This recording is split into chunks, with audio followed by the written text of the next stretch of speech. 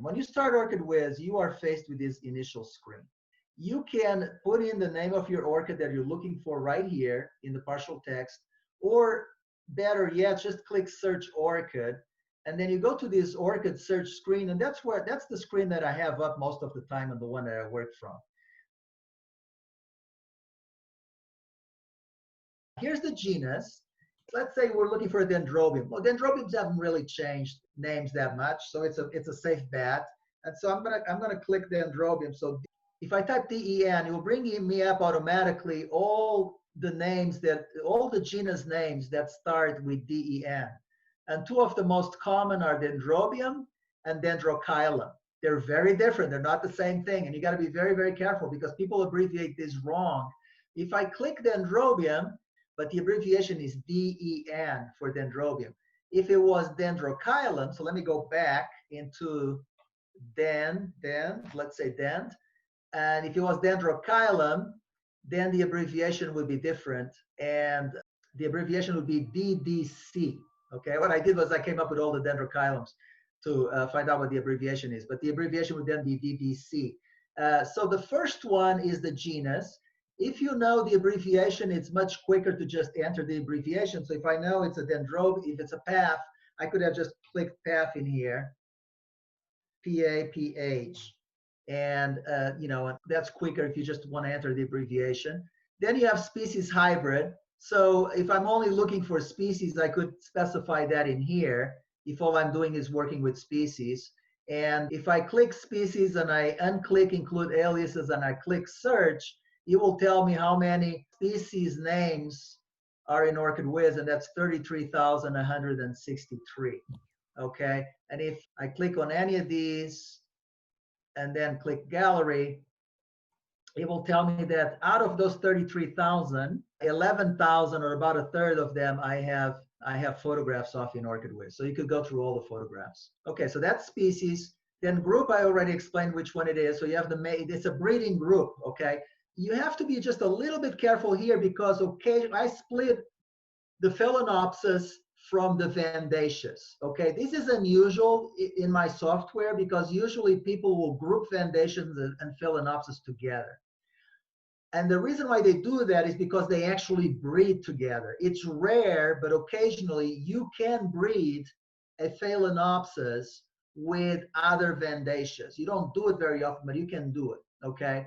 And so, but I split them in OrchidWiz. And so you don't want to select either Phalaenopsis or Vandaceous if you are looking for one of those very few ones where it's a Phalaenopsis crossed with another Vandaceous, okay? But for the most part, they're stable breeding groups. So if you know what your breeding group is, and not everything belongs to a breeding group, but if you know that it belongs to a particular breeding group, then you want to select that and search within that. So for example, if you're just doing Phalaenopsis, you could just click Phalaenopsis and then you go and you do your orchid name. The name, you could say that it started with, containing, ending with, or exact match. In some, there are some cases where you would want an exact match on the name. You have your two search fields. The originator, if you know who your originator is, you could search for that. So I'm going to select RF orchids. But you see, he's got there's 207 orchid names found under RF orchids. That's the originator. And if you're looking for something that was just registered recently, let's say I'm looking for Phalaenopsis that were registered in the last 5 years, I could click that, and now I come up with those. And there's 4,100. And then if I wanted to, I could look at some photographs of those. And here I have photographs of Phalaenopsis that have all been registered in the last 5 years. So that's what that field is. The best tip that I can give you on searching for an orchid is never enter something that you are not sure that is the case. Like if you don't know how to spell Rothschildianum, do not enter Rothschildianum. You know how to spell Roth, so enter Roth, because that you know how to spell, right? So you enter Roth, and you can click search, and then you will bring everything with the name Roth. And that's, if you say, well, that's too many names, that's 1,275, I have to go through all of them. Well, one thing that you can do is find one that has a photograph, click on it, and then click gallery, and you can go through the gallery of things that showed up until you find your Rothschildianum. But the best thing to do really is to just click here, group, and click paths and search again. And now you've limited the search to only paths that have the name Roth in it. And now it should be a lot less. Now we're talking about 106 orchid names. And now if I go down and I click any of these that has an image, and by the way, this changed in 7.0. So in OrchidWiz 7.0, you don't have to do this. It will automatically bring up the button for gallery. Then I click gallery. Now it's very easy to find it. There it is. There's Rothschildiana, because now you're looking at all orchid photographs that we have, 4 orchid names that have Roth in the name and that are in the Paphiopedilum, in the Cypripediae, so in the Paphiopedilum alliance. Okay. Now, instead of doing that, I could have done path as my, and I could have just specified the genus. It would have been very similar. So I just specified the genus instead of specifying the group. But you never want to do this. Now, here's a tip. Never specify the genus if you are working with either Leylini or Oncidiinae. So if you are working with the Cattleya alliance or the Oncidium alliance, never specify the genus, because chances are you are going to make a mistake. Okay, there is a lot of confusion, and there's a good chance you're going to make a mistake. So you never specify the genus if you're dealing with those. You just specify the group. So you say, I'm looking for a Cattleya alliance orchid that has the name Why Not in it. And now I get everything that has the name Why Not and within the Cattleya alliance. Okay. Now the other thing that I could do is, let's say that I'm only, I have a lot of research to do in OrchidWiz, and I'm only researching Cattleyas. Okay. That's all I care about. That's all I'm researching today is Cattleyas. And I have a lot of research to do. So what I can do is I go in here and let me clear. Now, before I start any search, I always clear. So let me clear. And then I'm going to click Cattleyas, and I'm going to click search. And that is going to bring up all my members of Leylini. Okay, so it's going to bring up everything that is in the OrchidWiz database that is a Leylini. And that it takes a little bit longer to do this, but I'll show you what the advantage of it is. It only takes longer in the beginning, but once you have the entire list, then it will make it very easy for you. So I have a list of 123,411 names. That includes all kinds of aliases that I've created on purpose in OrchidWiz, and I'll talk about that later. And now I can position my cursor, and actually it's already positioned there by default, but I can position my cursor where it says scroll by typing, and I'm going to click W, and it's going to scroll down into Leylini that start with W. And then I am going to click H, and it was going to scroll down to that, and then Y, it will scroll down to that. And now I have my Cattleya Why Not. So you see, I didn't even enter Why Not. I just entered Y. It automatically put me down to Cattleya Why, it scrolled me down automatically. Now, if I backspace, it will go back up. So I can backspace, and now it's going to go back to the WH, and then backspace again, and it's going to go back to the W, okay?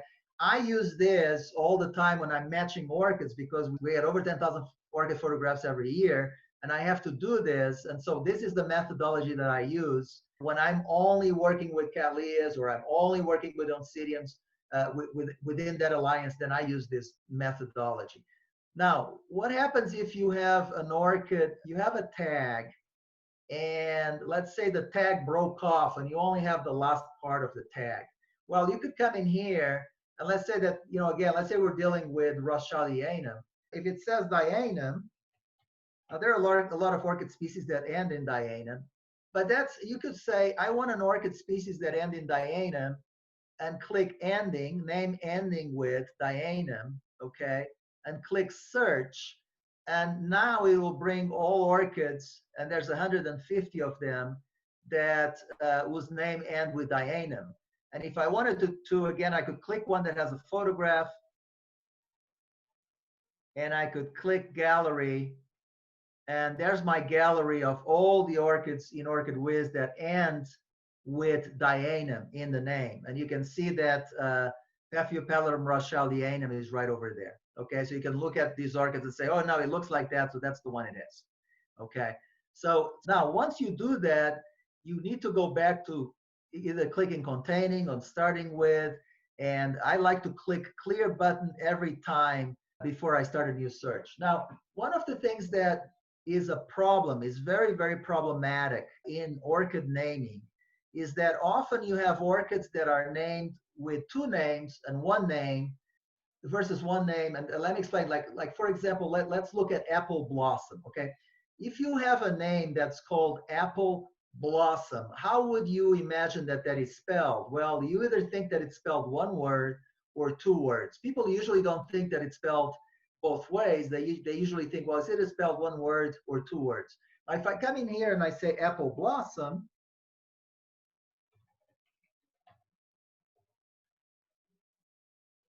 I only get those names that I spelled one word. Okay, so you notice that there's a Brassicalea apple blossom, which is now Rhyncholilicalea apple blossom, which was registered in 1938. And I don't have a photograph of that. I think that's probably non-existent now. There's a Dendrobium apple blossom, okay? And there's a, what's called a Jack Foliara apple blossom. That used to be known as Iwanagara apple blossom, okay? So I only get those names that have apple blossom. However, I click apple space blossom and I search for that. Now I only get the names. Apple blossom is two separate names, okay? And so what's the solution to that? If you don't know if it's one word or two words, what's the solution to that? Well, the solution to that is you have two orchid name screens up here. I'm going to put apple first and blossom in the second and click search. And now I've got everything that has either apple or blossom in the name. Okay, I even got a Moats dapple blossom. So that wasn't even apple blossom, it was dapple blossom. But I got that as well because guess what? It has apple in the name and it has blossom in the name. So I got that. So I got everything that has both of those in the name. Just as if I put, give me everything that has the name Roth and Anum in the name, I would get everything that has Roth and Anum because I don't know how to spell Rothschildianum, but I know it starts with Roth and ends with Anum. And there I have everything that has both Roth and Anum within the name, okay? Now you might say, well, you know, that is really, it's very esoteric and it's really not that common a problem. And I will tell you, it is a very, very common problem, okay? I will give you a list very quickly of several orchids that are spelled either one way or another, okay? Very quickly, I'm gonna give them to you. Eldorado, Marianne, Starfire, Fireball, Firebird, Fire Dance, Firefly, Fireglow, Firestorm, Wildfire, Goldbug, Gold Dust, Goldfinger, Goldmine, Gold Star, Green Gold, Green River, Red Star, Red Wing, Yellow Jacket, Yellowstone, Mauna Kea, Moonbeam, Moon Dance, Moonflower, Moonglow, Moonwalk, Seafoam, Seagull, Showtime, Showstopper, Snowball, Snowbird, Snowfall, Snowflake, Starburst, Stardust, Starfire, Starstruck, Sunbeam, Sunburst, Sundance, Sunglow, Sungold, Sunspot, Sunstar, Supernova, Superstar. Even a word like sunset. I mean, sunset is one word. We all know that sunset is one word. But even with sunset, if I put sun in the first and set in the other and click search, and I go down, let me go down. There's a lot of orchids with sunset in the name. It's a very popular. When I go back to my sunsets over here, you see that there's one orchid. It's only one, but there's one orchid which used to be known as Miltonidium sunset. It's now Oncidium sunset. There's actually one orchid where they registered as sun space set. Don't take for granted that you know how to spell it.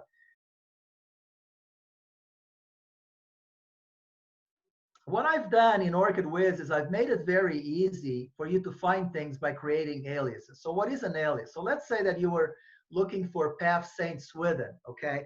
Well, the real name, the way it's registered is Saint Swithin, like that. And that's the way you find it.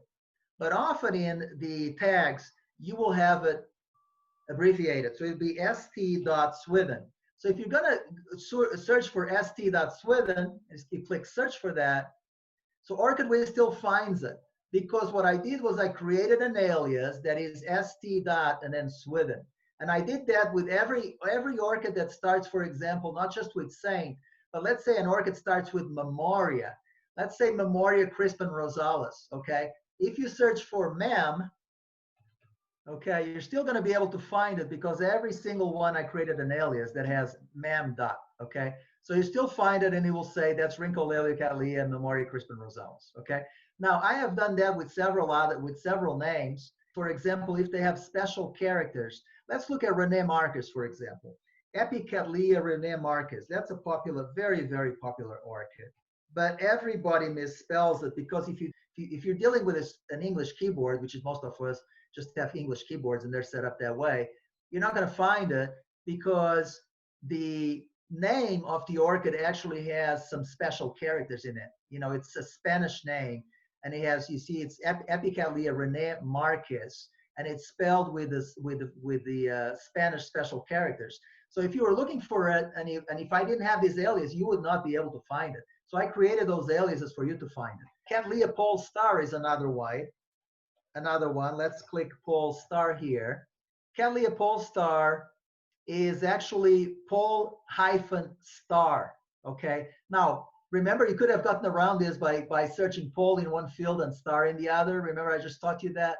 So you could have done that trick and found it that way. But what I did was I created an alias that is pole space star because the orchid name is pole hyphen star. And so knowing that people are going to search for it wrong, I created an alias for that, okay? Another one is any name that has Wassner in it. Wassner, a very famous German hybridizer. The O has an umlaut over it, okay?